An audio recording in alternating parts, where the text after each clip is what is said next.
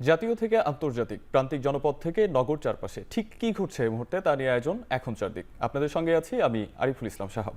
মৃত্যুদণ্ড থেকে খালাস পেলেন জামায়াতের সাবেক ভারপ্রাপ্ত secretary general ATM Azharul Islam. দ্রুত সময়ের মধ্যে আজহারুল ইসলামের কারামুক্তির প্রত্যাশা জানান তার আইনজীবী।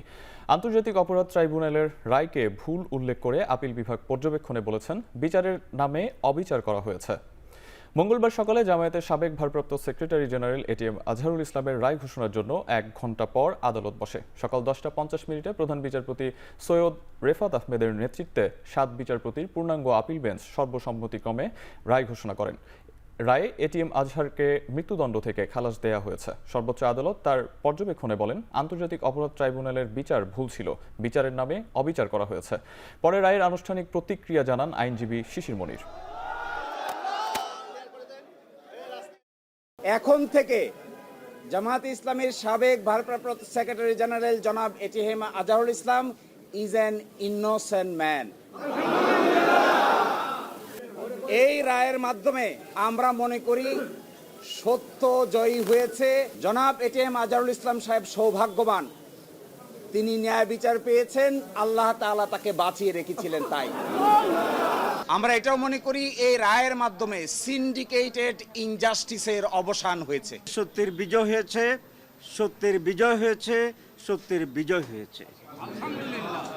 আমি কোর্টকে ধন্যবাদ জানাই এবং এই দেশবাসীর প্রতি আমি ধন্যবাদ জানাই, কৃতজ্ঞতা জানাই।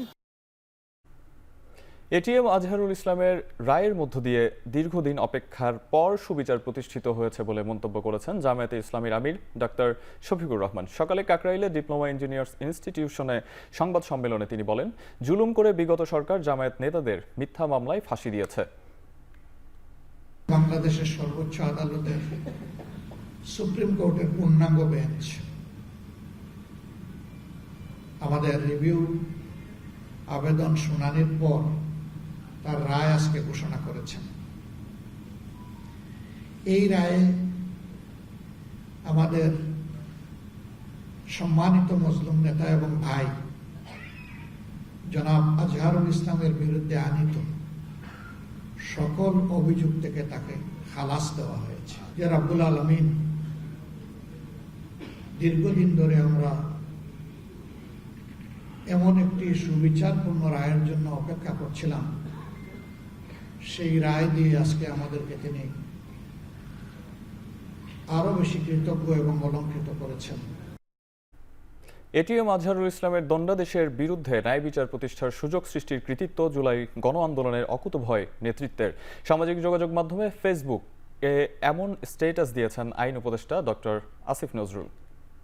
স্ট্যাটাসে তিনি বলেন, নির্দোষ প্রমাণ হয় মুক্তিযুদ্ধকালের মানবতা বিরোধী অপরাধের মামলায় মৃত্যুদণ্ডাদেশ থেকে খালাস পেয়েছেন জামায়াত নেতা এটিএম আজহারুল ইসলাম। দণ্ডাদেশের বিরুদ্ধে তার করা রিভিউ সর্বসম্মতিক্রমে মঞ্জুর করেছেন প্রধান বিচারপতির নেতৃত্বাধীন সুপ্রিম কোর্টের আপিল বিভাগ। আজহারুলকে মৃত্যুদণ্ড দিয়ে আন্তর্জাতিক অপরাধ ট্রাইব্যুনালের রায় এবং মৃত্যুদণ্ড বহাল রেখে এর আগে আপিল বিভাগের দেওয়া রায় বাতিল ঘোষণা করা হয়েছে আজকের রায়ে।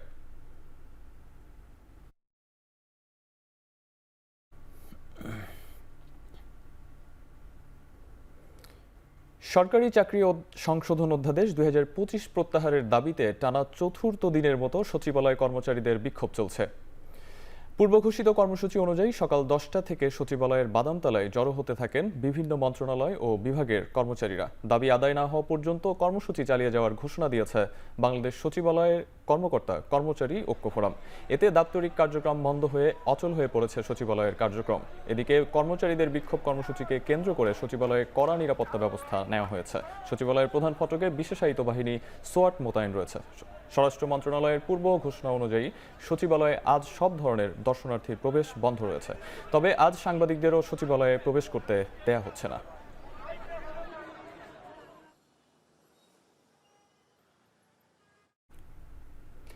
দাবি আদায়ে 2 দিনের কলম বিরতি কর্মসূচি শুরু করেছে প্রশাসন। ক্যাডার বাদে সিভিল সার্ভিসের 25টি ক্যাডার কর্মকর্তাদের সংগঠন আন্তঃ ক্যাডার বৈষম্য নিরসন পরিষদ।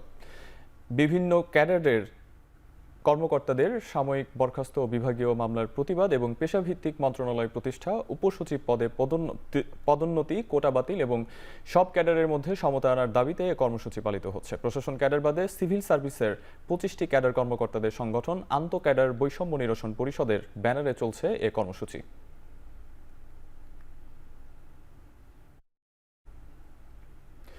সচিবালয়, এনবিআর সহ সরকারি দপ্তরে দুর্নীতিবাজ ও ফ্যাসিবাদের দোসর 44 জন কর্মকর্তার প্রত্যাহারের দাবিতে সচিবালয়ের সামনে অবস্থান কর্মসূচি পালন করছে জুলাই মঞ্চ। সোমবার রাত থেকেই সচিবালয়ের সামনে অবস্থান কর্মসূচি পালন করছেন তারা।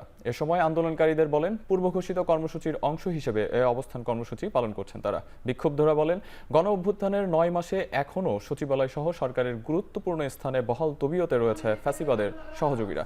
রাষ্ট্রকে অকার্যকর করতে নানা ধরনের ষড়যন্ত্রমূলক কাজ করে যাচ্ছে ফ্যাসিবাদের দোসররা। তালিকা অনুযায়ী 44 জনের বিরুদ্ধে ব্যবস্থা না নেওয়া পর্যন্ত অবস্থান কর্মসূচি চালিয়ে যাওয়ার ঘোষণা দেন জুলাই মঞ্চের সদস্যরা। ঢাকা দক্ষিণ সিটি কর্পোরেশনের মেয়র হিসেবে ইশরাক হোসেনের শপথ পাঠ আদালতের রায়ের উপর নির্ভর করছে বলে জানিয়েছে স্থানীয় সরকার বিভাগ। মঙ্গলবার সচিবালয়ে স্থানীয় সরকার বিভাগের আইন অধিশাখা প্রেস বিজ্ঞপ্তিতে জানায়, গত 22 মে হাইকোর্টে করা রিট খারিজ হওয়ার পর ইশরাকের শপথ অনুষ্ঠানের জন্য প্রস্তুতি নেওয়া হয়েছিল।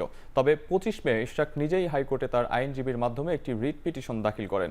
এর পরদিন 22 মের খারিজ আদেশের বিরুদ্ধে আপিল বিভাগে লিভ টু আপিল করা হয়। এতে বিষয়টি দেশের সর্বোচ্চ আদালতে বিচারাধীন হয়ে পড়ে। এ অবস্থায় আদালতের চূড়ান্ত সিদ্ধান্ত না আসা পর্যন্ত ইশরাক হোসেনকে শপথ অনুষ্ঠান নিয়ে স্থানীয় সরকার বিভাগ অপেক্ষমান থাকবে বলে বিজ্ঞপ্তিতে জানানো হয়েছে।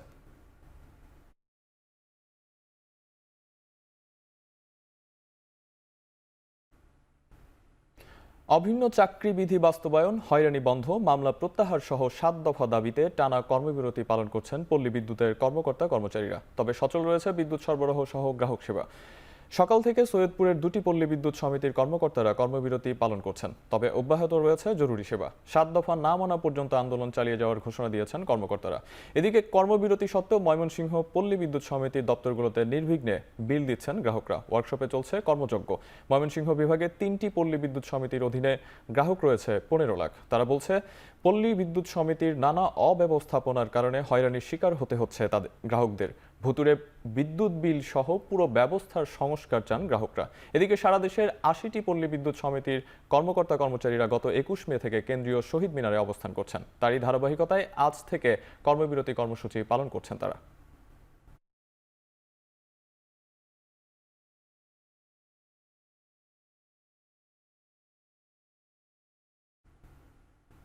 চাকরির শুরুতে 11তম বেতন গ্রেড নির্ধারণ সহ 3 দফা দাবিতে দ্বিতীয় দিনের পূর্ণ দিবস কর্মবিরতি পালন করছেন সরকারি প্রাথমিক বিদ্যালয়ের সহকারী শিক্ষকরা। এর ফলে দেশের বেশিরভাগ বিদ্যালয়ে বন্ধ রয়েছে পাঠদান কার্যক্রম। এমন অবস্থায় ব্যাহত হচ্ছে শিক্ষার্থীদের লেখাপড়া। এতে ক্ষোভ প্রকাশ করেছেন অভিভাবকরা। তবে আন্দোলনের সঙ্গে একাত্মতা প্রকাশ করলেও শিক্ষার্থীদের কথা ভেবে অনেক বিদ্যালয়ে পাঠদান কার্যক্রম চালিয়ে যাচ্ছেন শিক্ষকরা। এদিকে আন্দোলনরত শিক্ষকরা জানান, 10 বছর ও 10-16 বছর পূর্তিতে উচ্চতর গ্রেড প্রাপ্তিতে সকল জটিলতা নিরসন, সহকারী শিক্ষকদেরকে প্রধান শিক্ষক পদে শতভাগ পদোন্নতি সহ 3 দাবি না মানা পর্যন্ত কর্মবিরতি চলবে। প্রাথমিক সহকারী শিক্ষক সংগঠন ঐক্য পরিষদের ডাকে গতকাল সোমবার থেকে এই কর্মসূচি পালিত হচ্ছে। এর আগে 3 দফা দাবিতে 5 থেকে 15 মে পর্যন্ত 1 ঘন্টা, 16 থেকে 20 মে পর্যন্ত 2 ঘন্টা, 21 মে থেকে 25 মে পর্যন্ত অর্ধদিবস কর্মবিরতি পালন করেন প্রাথমিক বিদ্যালয়ের সহকারী শিক্ষকরা। অন্তর্বর্তী সরকার কারো কান কথা শুনে নির্বাচনের রোডম্যাপ দিচ্ছে না বলে অভিযোগ করেছেন বিএনপির চেয়ারপারসনের উপদেষ্টা জয়নুল আবেদীন ফারুক। সকালে প্রেস ক্লাবে আলোচনা সভায় তিনি একথা বলেন। নিবন্ধনহীন, অস্তিত্ববিহীন কোনো রাজনৈতিক দলের কথাই যদি নির্বাচন বিলম্বিত হয়, এর দায়িত্ব প্রধান উপদেষ্টাকেই নিতে হবে বলেও মন্তব্য করেন তিনি। কার কথা, কার কান কথা? নির্বাচনের সুনির্দিষ্ট তারিখ ঘোষণা করেন। কথা আসলে ডিসেম্বর জুনের মধ্যে তো নির্বাচন হবে। কোন জুনে হবে? 2025, 2026, 2027 না 2028? ঠিকই, আপনি 2026-এর কথা বলেন, কিন্তু আমরা তো জনগণ তো এটা চায় না। এত বিলম্বিত কেন? কারণটা কি? কাউকে সংগঠন শক্তিশালী করার জন্য, সংগঠন বাড়াবার জন্য। সাতক্ষীরা সীমান্ত দিয়ে আবারও 23 জনের পুশিনের ঘটনা ঘটেছে। একইভাবে কুড়িগ্রামে 14 জনকে পুশিনের চেষ্টা করছে বিএসএফ। ভোররাতে সাতক্ষীরার কুশখালী সীমান্ত দিয়ে ভারতে বসবাসরত 23 জনকে পুশ ইন করেছে ভারতীয় সীমান্তরক্ষী বাহিনী বিএসএফ। পরে বিজিবি অভিযান চালিয়ে তাদের উদ্ধার করে। বিজিবি 33 ব্যাটালিয়নের দপ্তরে তাদের জিজ্ঞাসাবাদ করা হচ্ছে। প্রাথমিকভাবে ধারণা করা হচ্ছে উদ্ধার হওয়া ব্যক্তিরা ভারতে বসবাস করতেন। পুলিশের অভিযানে আটকের পর রাতের আধারে বিএসএফ তাদের সীমান্ত দিয়ে বাংলাদেশে ঢুকিয়ে দেয়। অন্যদিকে কুড়িগ্রামের রৌমারীর বড়াইবাড়ি সীমান্ত দিয়ে ভোররাতে 5 নারী সহ 14 জনকে বাংলাদেশে পুশিনের চেষ্টা করে বিএসএফ। বিজিবি ও স্থানীয় জনগণের বাধায় তারা বাংলাদেশের ভূখণ্ডে প্রবেশ করতে পারেনি। ভারতের নোম্যান্স ল্যান্ডে অবস্থান করছেন তারা।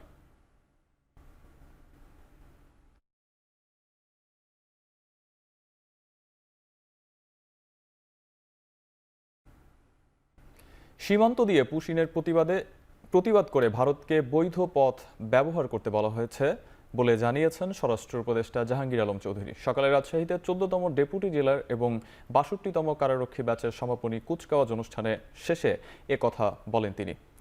স্বরাষ্ট্র উপদেষ্টা আরও জানান, সীমান্তে নিরাপত্তার কোনো ঘাটতি নেই। যে কোনো পরিস্থিতি মোকাবেলার জন্য প্রস্তুত থাকতে বলা হয়েছে বিজিবিকে।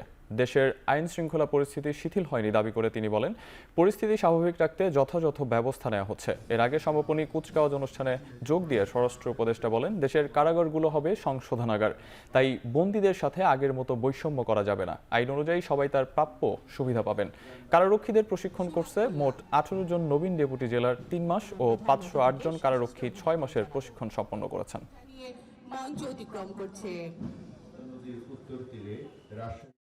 সীমান্তে কোনো ধরনের নিরাপত্তার কোনো অভাব নেই। আমরা আমার জনগণ সম্পূর্ণভাবে নিরাপদ এবং সীমান্ত সম্পূর্ণ নিরাপদ। আমার বাহিনী সবসময় যে কোনো পরিস্থিতি মোকাবেলা করার জন্য প্রস্তুত আছে। কোনো রকমের অশান্তি এখানে বর্ডারে হবে না আল্লাহ দিলে। সাবেক প্রধানমন্ত্রী শেখ হাসিনার ছেলে সজীব ওয়াজেদ জয়কে অপহরণ ও হত্যা চেষ্টা মামলায় 7 বছরের সাজার বিরুদ্ধে আপিল করে খালাস পেলেন সাংবাদিক শফিক রেহমান। দুপুরে তাকে খালাস দিয়ে রায় দেন আদালত। খালাসের পর প্রধান বিচারপতি বিএনপি চেয়ারপারসন বেগম খালেদা জিয়া সহ জুলাই আন্দোলনের বিপ্লবীদের কৃতজ্ঞতা জানিয়ে সাংবাদিক শফিক রেহমান বলেন, বিচার বিভাগ যে স্বাধীন তা প্রমাণিত হয়েছে। সময় তার আইনজীবীরা বলেন, সম্পূর্ণ রাজনৈতিক উদ্দেশ্যে তাকে মিথ্যা মামলায় সাজা দিয়ে হয়রানি করা হয়েছে। মামলায় যারা মিথ্যা সাক্ষ্য দিয়েছিলেন তাদের বিরুদ্ধে আইনগতভাবে ব্যবস্থা নেওয়ার কথা জানান আইনজীবীরা। এর আগে এই মামলায় 2টি ধারায় 7 বছরের কারাদণ্ড দেওয়া হয় তাকে। পরে আদালতে আত্মসমর্পণ করে সাজার বিরুদ্ধে আপিল করেন তিনি।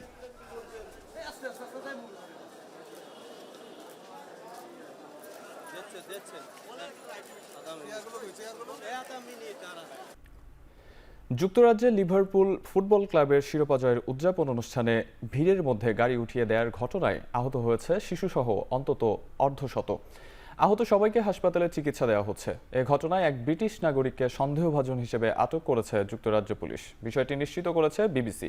তবে এ ঘটনাকে সন্ত্রাসী কর্মকাণ্ড বলছে না সেখানকার নিরাপত্তা বাহিনী। লিভারপুল ফুটবল ক্লাবের প্রিমিয়ার লিগ জয় উদযাপন উপলক্ষে প্যারেডে অংশ নেয় ফুটবল সমর্থকরা।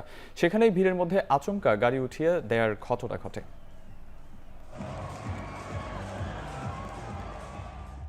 তিন জাতি টুর্নামেন্টে অংশ নিতে সোমবার বাহরাইন হয়ে স্থানীয় সময় সন্ধ্যা 7টায় জর্ডানে পৌঁছেছে বাংলাদেশ নারী ফুটবল দল।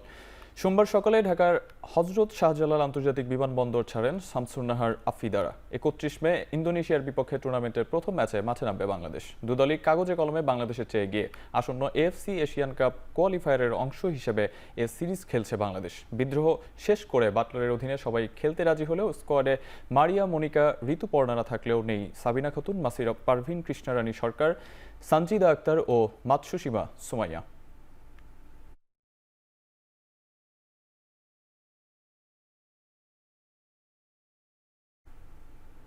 বিএসজে মিডিয়া কাপ টুর্নামেন্ট 2025-এ নিজেদের প্রথম ম্যাচে বাংলাদেশ প্রতিদিনকে ট্রাইব্রেকারে 4-2 গোলে হারিয়েছে এখন টেলিভিশন। 6 এ সাইড 20 মিনিটের ম্যাচে আক্রমণ পাল্টা আক্রমণ হলেও শুরু থেকেই আধিপত্য ছিল এখন টিভির। যদিও নির্ধারিত সময় গোলমুখ খুলতে পারেনি কোনো দলই। নির্ধারিত সময়ে খেলা গোল শূন্য ড্রতে শেষ হয়। ট্রাইব্রেকারে এখনের পক্ষে গোল করেন রাকিব, সানি, নাফি ও আবির। অন্যদিকে প্রতিপক্ষের 2টি স্পট কিক ঠেকিয়ে জয়ের নায়ক প্রধাংশু বর্মন।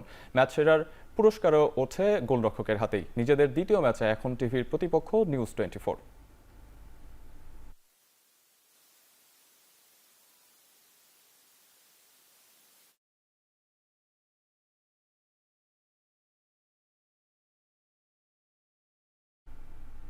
শেষ করছি এখন চারদিক। এখন টেলিভিশন ওয়েবসাইটে দেখতে ভিজিট করুন www.ekhon.tv। এছাড়াও ফেসবুকে দেখতে ভিজিট করুন facebook.com/tv.ekhon এবং ইউটিউবে দেখতে ভিজিট করুন youtube.com/c/ekhon tv।